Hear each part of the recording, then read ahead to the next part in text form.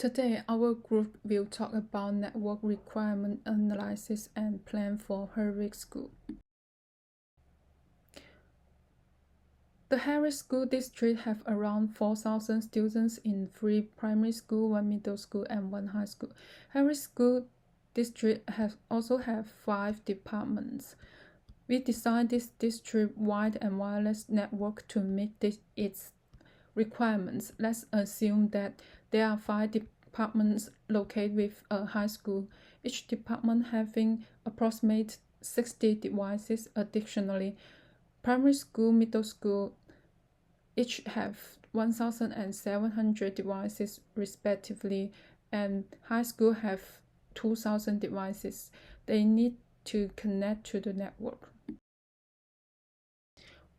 We divide the network into 6 sub-networks and use Class B IP address as shown in the table. We have assigned IP address to various VLANs on code switch. The details are in the tables. The configuration ensures that 5 departments and the high school have their separate network segments. As shown in the picture, Network 1, Network 2, Network 3 stand for primary school, middle school, and high school, respectively. These 3 networks routers are interconnected pairwise. Network 3 has a 3-layer core switch at the center, connecting all VLANs and network segments. Each has its own VLAN, with additional VLAN for the high school and server. We deploy 3 servers for web, DNS, and DHCP. See our topology in Cisco Packet Tracer. There's VLAN 10 here. Open the VPC in IP configuration. We can use DHCP to assign this PC an IP address. It's successful. Okay, let's see how to ping.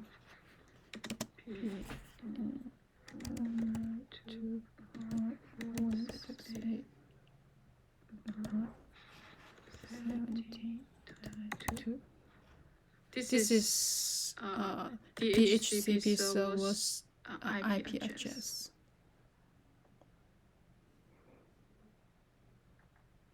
Yeah, it's successful. In the design configuration session, I will talk about switch configuration. We create VLAN 10, 20 to 60, then we figure VLAN and VLAN interface correctly. Then we set up a range of interfaces agent, port, and allow VLAN on the trunk. We configure a single interface at a trunk port and allow VLAN. Next, we configure multiple DHCP pool for VLAN. We configure VLAN 10 to 60 DHCP pool. On router configuration, when installed a trunk link between a switch and router, it's necessary to enable escalation on the interface to transmit data to multiple VLAN. Router 3, we configure router 3 OSPF. Router 1, we configure router 1 OSPF. And router 2, we configure router 2 OSPF. Hello everyone, today I'm going to discuss about DHCP configuration. Here's the screenshot of command line interface. Firstly, we have configured the IP address, and later we have configured the interfaces like gigabit Ethernet 1.0/8 and 1.0/7. And next we have created a DHCP pool naming VLAN 10, 20, 30, 40, and 50 and 60. And in each VLAN we have configured the network default router and DNS server IP addresses, and this is the access point configuration. We had configured the port 1, and this is the device configuration. We have configure the device with the same access point, like wireless access point, with the same passkey that we have configured in the access point. Hi. On this topic, we will talk about server configuration guidelines. The high capacity network with DHCP and DNS implemented in Herrick School District, showcasing a progressive approach to educational technology by streamlining device management and encasing network usability. On this slide, you can see the DHCP pool is configured to assign IP addresses in the range of that starts with 192.168.10.2 and to 192.168.10 and 254. Also, with subnet mask which has 255.255.255.0. The next slide shows us the IP configuration of PC. The PC will receive an IP v4 addresses, subnet mask, default gateway, and DNS server information from the DHCP server. On the left screenshot, you can see that DNS service was turned on, and it is named www.herix.com. The type is a record type.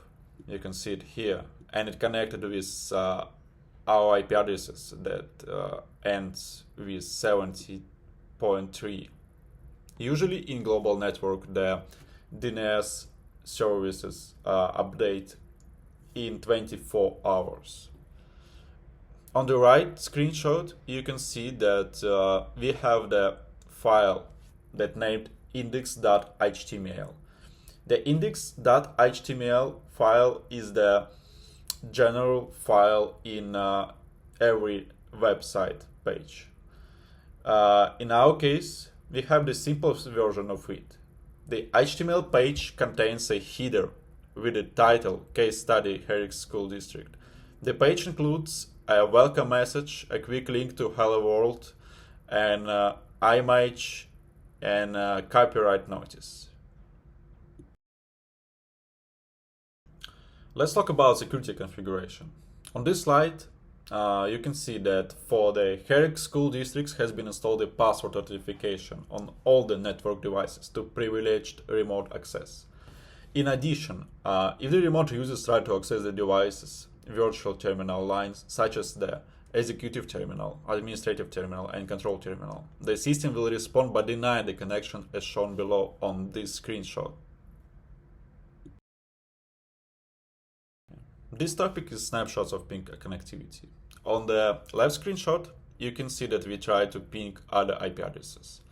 The output of the ping command is the summary of the ping test, which includes the total packets that were transmitted and total packets that were replied, also the latency and round trip statistics of the test performed.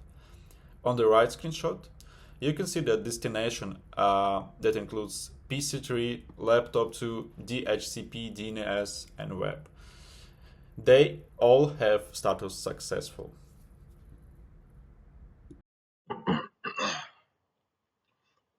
Hello, my name is Zachary. I'm going to present on the outcomes of the network that we built. So, in our new network, there was enhanced connectivity and performance.